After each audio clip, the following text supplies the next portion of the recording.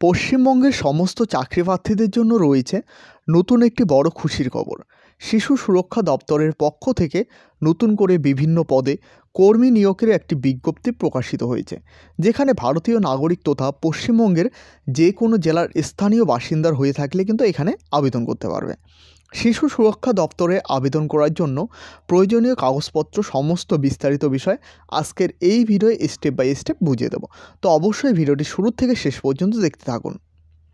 এখানে যেসব পদে নিয়োগ করা হচ্ছে, assistant cum data entry operator, social worker, assistant protection officer, এসব পদে কিন্তু এখানে নিয়োগ করা হচ্ছে।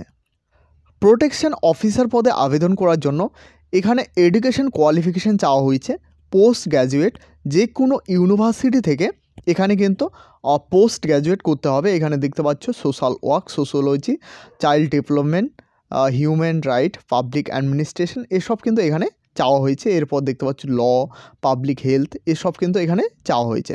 এরপর নিচে দেখতে পাচ্ছ অর দিয়ে লেখা রয়েছে graduation in social work, sociology, child development, human right, same এখানে কিন্তু রয়েছে। এছাড়াও প্রোটেকশন পদে এখানে কিন্তু এজ লিমিট দেওয়া রয়েছে। এখানে দেখতে পাচ্ছ 18 থেকে 45 বছরের মধ্যে তোমরা যারা রয়েছো এখানে কিন্তু আবেদন করতে পারবে। এই পদে আবেদন করার পর তোমরা যারা চাকরি পাবে তাদের মাসিক বেতন স্বরূপ এখানে দেখতে পাচ্ছ 27,804 টাকা এখানে কিন্তু দেওয়া হবে। এরপর দেখো অ্যাকাউন্টেন্টস পদে এখানে কিন্তু শিক্ষাগত যোগ্যতা চাওয়া হয়েছে graduation in commerce, mathematic degree from a organization university, at last 1 year experience of working, computer skill. এরপর বলা হয়েছে অন টেলি, অর্থাৎ এখানে কম্পিউটারে অভিজ্ঞতা থাকতে হবে এবং গ্র্যাজুয়েশন কমার্সে করতে হবে, তাইলে কিন্তু এখানে আবেদন করতে পারবে। এরপর দেখতে পাচ্ছ এখানে কিন্তু এজ লিমিট দেওয়া রয়েছে, অর্থাৎ বয়স সীমা এখানে দেওয়া রয়েছে। আবেদন করার জন্য 18 থেকে 35 বছরের মধ্যে তোমরা যারা রয়েছো তারা কিন্তু এখানে আবেদন করতে পারবে। এই পদে তোমরা যারা চাকরি পাবে মাসিক বেতন স্বরূপ 18,536 টাকা কিন্তু এখানে দেওয়া হবে। এরপর দেখো assistant cum data entry operator, এখানে কিন্তু 12 পাস শিক্ষাগত যোগ্যতা চাওয়া হয়েছে। যে কোনো স্বীকৃতি বোর্ড থেকে 12 পাস করলে কিন্তু এখানে আবেদন করতে পারবে। এছাড়াও এখানে কিন্তু কম্পিউটার সার্টিফিকেট চাওয়া হয়েছে। এই পদে আবেদনের জন্য এখানে কিন্তু এজ লিমিট দেওয়া রয়েছে, অর্থাৎ বয়স সীমা এখানে দেওয়া রয়েছে 18 থেকে 35 বছরের মধ্যে তোমরা যারা রয়েছো এখানে আবেদন করতে পারবে। এই পদে আবেদন করার পর তোমরা যারা চাকরি পাবে তাদের বেতন স্বরূপ 13,240 টাকা দেওয়া হবে। এরপর দেখো সোশ্যাল ওয়ার্কার, এই পদে আবেদন করার জন্য এখানে শিক্ষাগত যোগ্যতা গ্র্যাজুয়েশন অর্থাৎ BA in social work, sociology, science, social science from the organization university, অর্থাৎ যে কোনো স্বীকৃতি প্রতিষ্ঠান থেকে এখানে কিন্তু এই সব সাবজেক্টে বিএ পাস করে থাকলে এখানে কিন্তু আবেদন করতে পারবে। এই পদে আবেদন করার জন্য প্রার্থীর বয়সসীমা এখানে চাওয়া হয়েছে 18 থেকে 35 বছরের মধ্যে। এই পদে তোমরা যারা আবেদন করবে এবং চাকরি পাবে তাদের কিন্তু বেতন স্বরূপ 18,536 টাকা করে প্রতি মাসে দেওয়া হবে। এরপর দেখো সমস্ত ক্যাটাগরির ক্যান্ডিডেটের জন্য এখানে কিন্তু বয়সটি কাউন্ট করা হবে 1/12/2024 অনুসারে, অর্থাৎ এই সময়টা ধরে কিন্তু বয়সসীমা কাউন্ট করা হবে। এছাড়াও এখানে কিন্তু SC ST ক্যান্ডিডেটরা 5 বছরে ছাড় পাবে।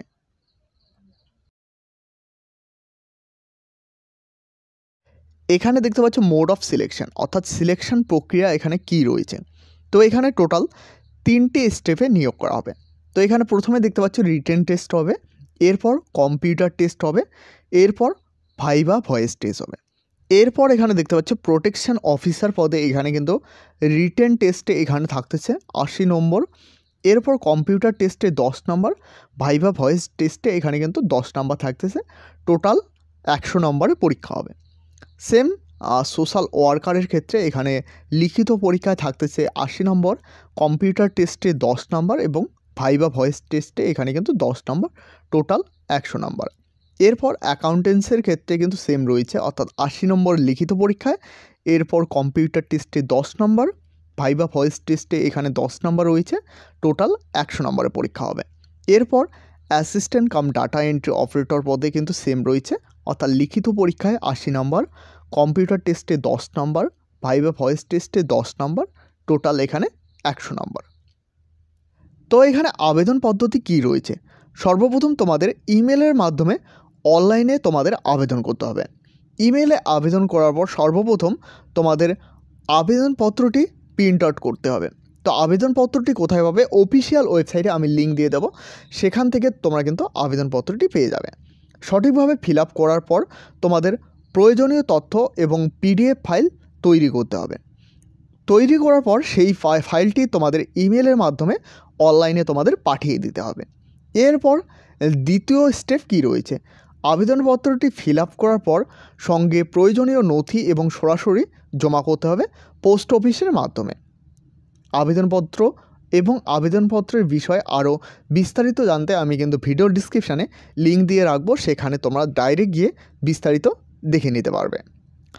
আবেদন পদ্ধতি শুরু হয়েছিল 5/12/2024 থেকে এবং শেষ তারিখ 24/12/2024 সন্ধ্যা 6টা পর্যন্ত কিন্তু জমা নেওয়া হবে। তো কোথায় জমা নেওয়া হবে? এখানে দেখতে পাচ্ছ ডিএম অফিসে এখানে কিন্তু জমা নেওয়া হবে।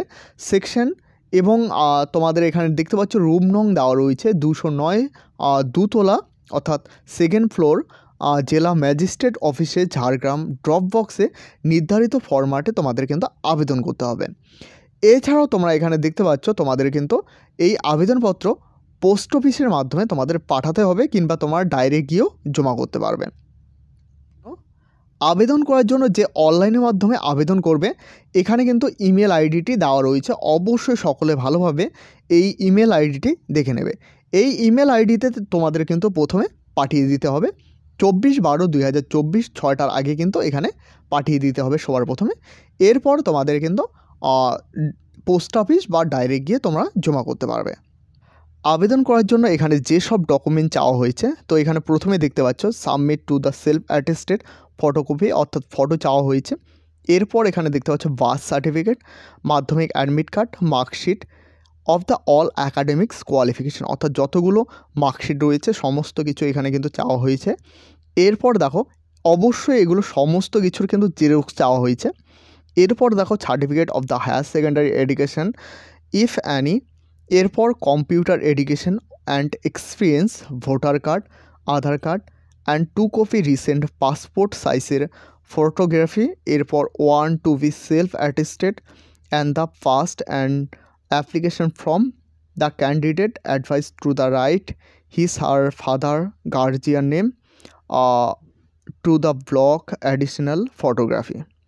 এরপর দেখো ফর্ম ফিল আপ ব্ল্যাক এবং ক্যাপিটাল লেটারে তোমাদের লিখতে হবে, ব্ল্যাক বল পেন এবং ক্যাপিটাল লেটারে তোমাদের অ্যাপ্লিকেশন ফর্মটি ফিল আপ করতে হবে। এরপর দেখো তোমাদের যখন ভাইভা ভয়েস টেস্ট হবে, তোমরা উপরের যে ডকুমেন্টগুলো দেবে অবশ্যই সেই ডকুমেন্টগুলো অরিজিনাল কপি তোমাদের কিন্তু অরিজিনাল কপি বা অরিজিনাল সার্টিফিকেট তোমাদের কাছে কিন্তু থাকতে হবে, সেটা কিন্তু সেখানে চাওয়া হবে। এবং তখন যদি অরিজিনাল কপি দিতে না পারো তাহলে কিন্তু রিজেক্ট হয়ে যাবে, এটা কিন্তু এখানে পরিষ্কারভাবে জানানো হয়েছে। তো এই হলো আজকের গুরুত্বপূর্ণ আপডেটটি ভালো লাগলে অবশ্যই একটি লাইক করবে এবং এই চ্যানেলে প্রথমবার হয়ে থাকলে অবশ্যই চ্যানেলটিকে সাবস্ক্রাইব করে সাথে বেল আইকন প্রেস করতে ভুলবে না। ভিডিওটি শেষ পর্যন্ত দেখার জন্য অসংখ্য ধন্যবাদ।